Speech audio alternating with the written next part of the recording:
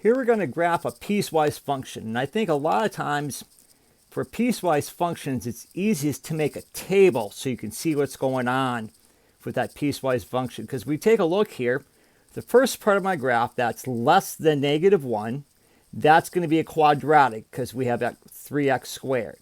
Okay. Then it's to be constant from -1 because you just have x equals -1 for this part of your graph. And then it'll be quadratic for anything greater than or equal to 4. So I'm going to start here with y equals 3x squared. And I want to start at -1 and I want to go down. So I'm going to make x and y. I'll go -1, then I'll go -2 just so I can see what's going on. Now notice it's less than -1, so when I graph this, this point is not included in my graph. So now let's fill in our table. So -1 squared is 1 times 3, that's 3. And then -2 squared is 4 times 3, that'll be 12. So what happens is I know if I would do my graph at the beginning, I would have my vertex at 0, 0, but that's not part of my domain. So at -1, I'm going to be up 3. I'll put an open circle there. I'm going to make this a little bit bigger so you can see it. There we go.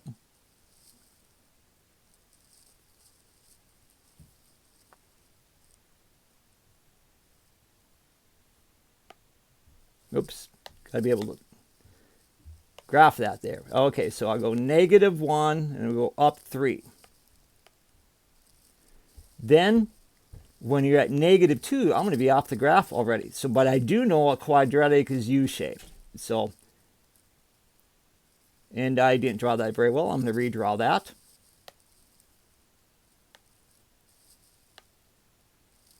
Because I want to be up 12 right there. Then we know when you're at -1, I'm going to be at -1. So I'm going to fill that circle. I'm not going to fill that circle. I'm going to plot the point -1 and -1. And let me make it a little bit bigger here. And I'll erase this part so I can see it a little bit nicer. So I'm at -1. I'm going to be at -1. Also, I'm going to go all the way up to 4, but I'm not to include 4. I'm also going to be at -1. So I go over 4. 1, 2, 3, 4.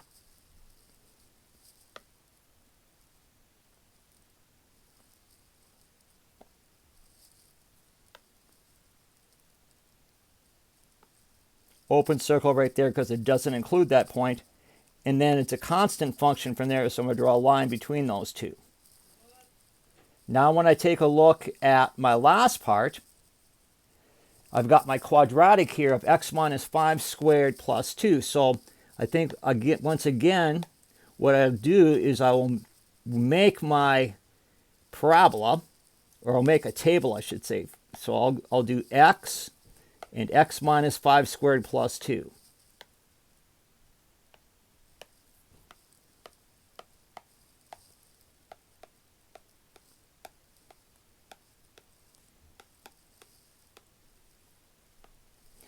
So I know I'm going to do at 4, and I'll do one more just to make sure. Now notice this one includes 4 because it's greater than or equal to 4, so I'll put a closed circle on that one. 4 minus 5 is -1.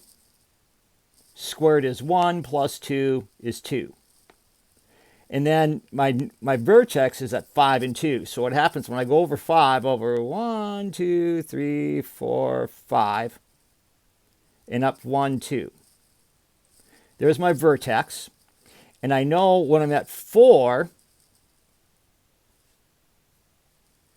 let me see here. I just realized I made a mistake here. 4 minus 5 is 1. 1 squared plus 2 is 3. Sorry about that. That's embarrassing. So when I'm up at 4, I'm up at 3. So I'm over 4 and up 3. And I know this part is parabolic, so I know my graph looks like that. And there is our piecewise defined functions. We have three parts of our graph. We have the quadratic, we have the constant, and we have the quadratic again.